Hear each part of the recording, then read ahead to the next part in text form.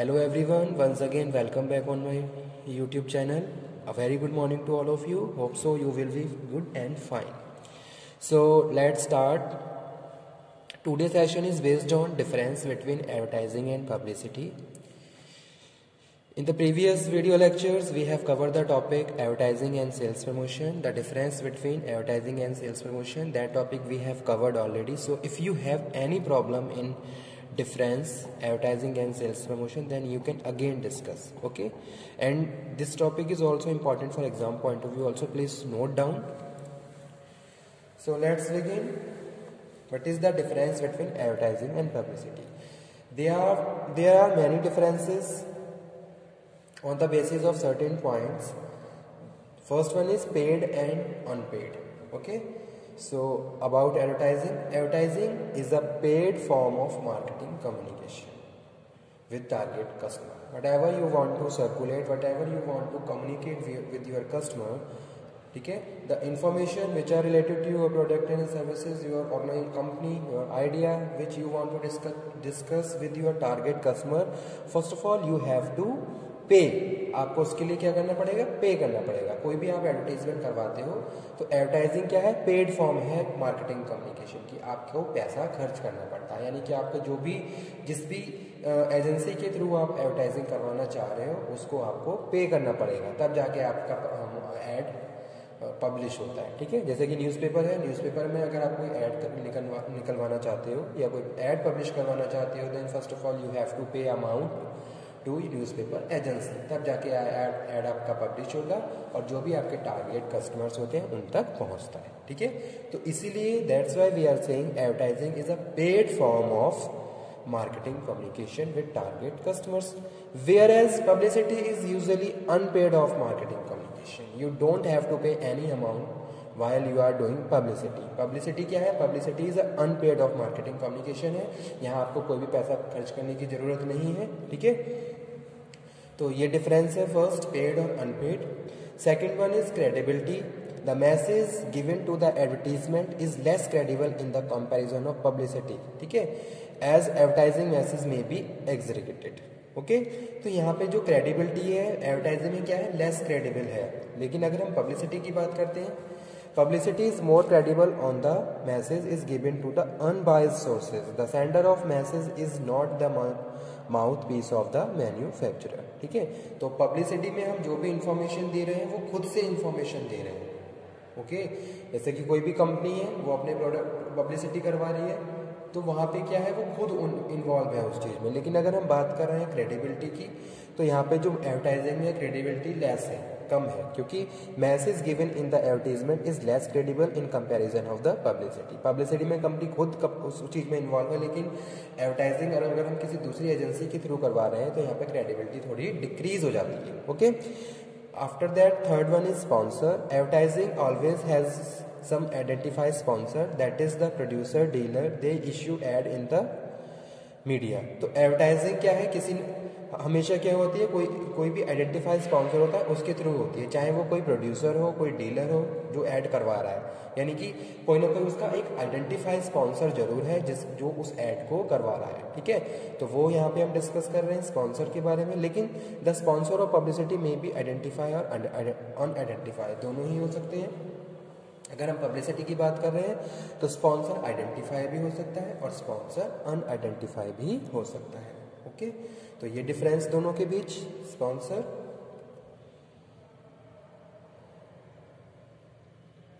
Control over messages. Advertising, the message in the direct control of the advertiser. The advertiser can give ad at that time when he desires. ठीक है, advertiser पे क्या है? पूरा control है advertising में.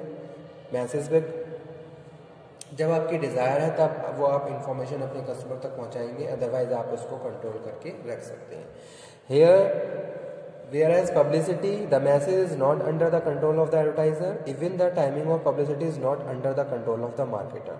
ठीक है, तो ये सारी चीज़ें क्या है, मार्केटर के अंडर में भी नहीं है, तो मैसेज पे भी उसका कोई कंट्रोल नहीं होता है. तो ये एक डिफरेंस है एडवर्टाइजिंग और पब्लिसिटी में. उसके बाद है पॉजिटिव और negative impact. Advertising always positive nature.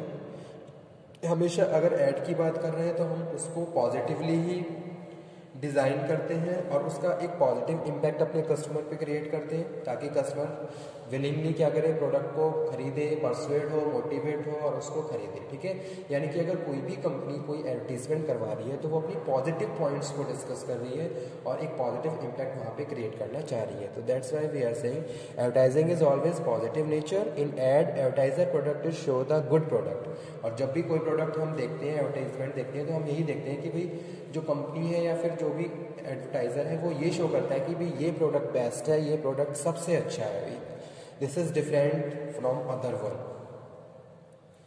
ठीक है, whereas publicity can have both positive and negative effect. A news article may criticise और favour of the product, it may have good और bad effect on business unit. ठीक है, तो अगर हम publicity की बात करें तो पब्लिसिटी का दोनों ही इफेक्ट होता है, पॉजिटिव भी होता है, नेगेटिव भी होता है। जैसे कि यहाँ पे हम बात कर रहे हैं इन न्यूज़ और आर्टिकल्स में क्रिटिसाइज। ठीक है, तो वो प्रोडक्ट को अबाउट प्रोडक्ट क्रिटिसिज्म का भी काम कर सकता है, फेवर और अनफेवर का भी काम कर सकता है। इट मे हैव गुड और bad effect on the business unit, और बिजनेस में पॉजिटिव और नेगेटिव दोनों तरीके के इफेक्ट वहाँ पे क्रिएट कर सकता है। तो वो यहाँ पे हम बात कर रहे हैं डिफरेंस बिटवीन पॉजिटिव और negative effect. So these are the main difference between advertising and publicity. Before this starting, we have in the previous video lecture which the topic which I have covered, that is difference between advertising and sales promotion.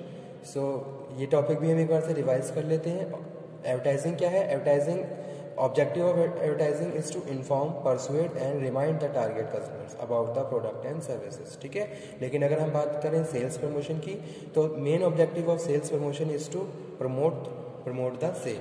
तो जो हम sales कर रहे हैं उसमें जो हमारा objective है वो सेल्स को प्रमोट करना है कि भाई हम जो हमारी जो भी प्रोडक्ट की सेल है उसको हम प्रमोट कर रहे हैं। लेकिन अगर हम एडवर्टाइजिंग की बात करें तो एडवर्टाइजिंग क्या है? एडवर्टाइजिंग में हम अपने कस्टमर को इन्फॉर्म कर रहे हैं the information which are related to our product and services, that information we are providing to our customers. तो एक ये डिफरेंस है एडवर्टाइजिंग और सेल्स प्रमोशन है। उसके बाद जो एडवर्टाइजिंग क्या है? एडवर्टाइजिंग लॉन्ग और शॉर्ट रन दोनों तरीके से काम करती है। ठीक है, अगर हम बात करें एडवर्टाइजिंग की, advertising has both short and long term effect on sales. लेकिन हम सेल्स प्रमोशन की बात करें तो सेल्स प्रमोशन क्या है? एक शॉर्ट टर्म प्रोग्राम्स है, यानी कि शॉर्ट टर्म प्रोग्राम है, शॉर्ट टाइम पीरियड के लिए हम उसको सर्कुलेट कर रहे हैं। तो एक ये डिफरेंस है दोनों के बीच, एडवर्टाइजिंग एंड सेल्स प्रमोशन। और advertising create brand image, awareness, preference and effect short run. लेकिन अगर हम बात करें as well as long run, short run दोनों के लिए काम करती है एडवर्टाइजिंग। थर्ड डिफरेंस है एक्स्ट्रा वैल्यू। एडवर्टाइजिंग मे और may not suffer any extra economic value incentives. लेकिन अगर हम सेल्स प्रमोशन की बात करें तो सेल्स प्रमोशन में हम ऑफर करते हैं extra incentive to customer, dealer और सेल्स फोर्स। ठीक है, टारगेट ग्रुप्स कौन कौन से होते हैं? Advertising is generally targeted to ultimate consumer. यहाँ पे हम अल्टीमेट कंज्यूमर को टारगेट कर रहे हैं कि भाई जो भी इंफॉर्मेशन हम एडवर्टीजमेंट में प्रोवाइड करवा रहे हैं वो अल्टीमेट कस्टमर के लिए है।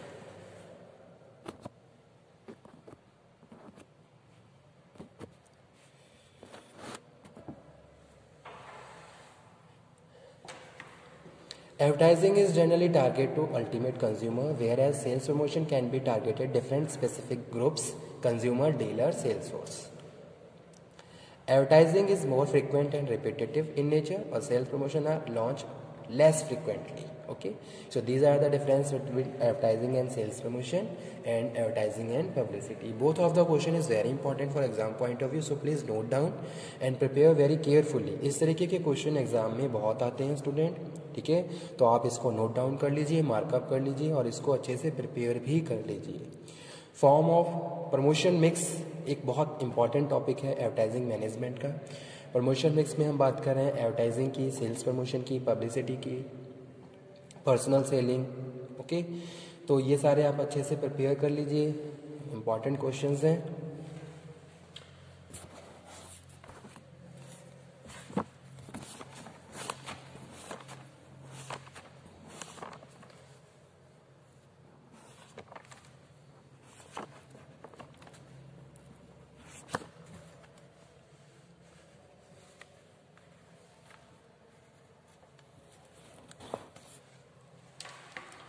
अबाउट पब्लिसिटी, पब्लिसिटी है क्या एक बार और बता देता हूँ। पब्लिसिटी एंड पब्लिक रिलेशन, ठीक है. Firm use publicity and various other tools like participation in social activities, fundraising for social events, donation to charitable institute, get together of employees, suppliers, customers, shareholders, etc. to maintain good public relation. It help to overcome negative image. ठीक है.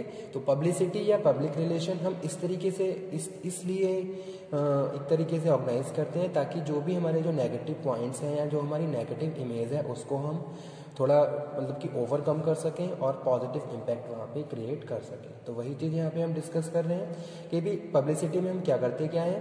वैसे तो अगर देखा जाए publicity क्या है, publicity एक पार्टिसिपेशन की तरह काम करता है. जैसे सोशल एक्टिविटीज़ कोई हम ऑर्गेनाइज कर रहे हैं, ठीक है, और वहाँ हम क्या कर रहे हैं, बहुत सारी चीज़ें ऐसी कर रहे हैं जो सोशल एस्पेक्ट से लिए भी बेनिफिशियल है, कस्टमर के लिए बेनिफिशियल है, सप्लायर के लिए, शेयर होल्डर्स के लिए, और इस तरीके से हम अपनी ऑर्गेनाइजेशन की गुडविल को मेंटेन कर रहे हैं और जो negative it also helps to overcome negative image.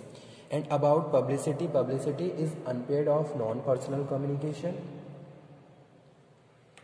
It usually comes in the form of news, articles, editorial, announcement about the organization, new branch, new product, change in the key personal organization, appreciation, article by users.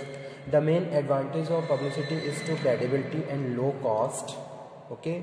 Credibility means message given in the publicity is more convincing as it given by unbiased sources. Okay. The firm does not pay the media for the publicity.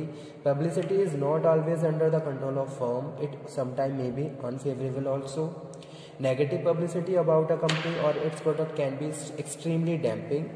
For example, a news that Pepsi and Coke contain pesticide extremely more than the prescribed standard have very adverse effect on the sales of these products. Okay. So this is all about publicity. Okay student, thank you very much.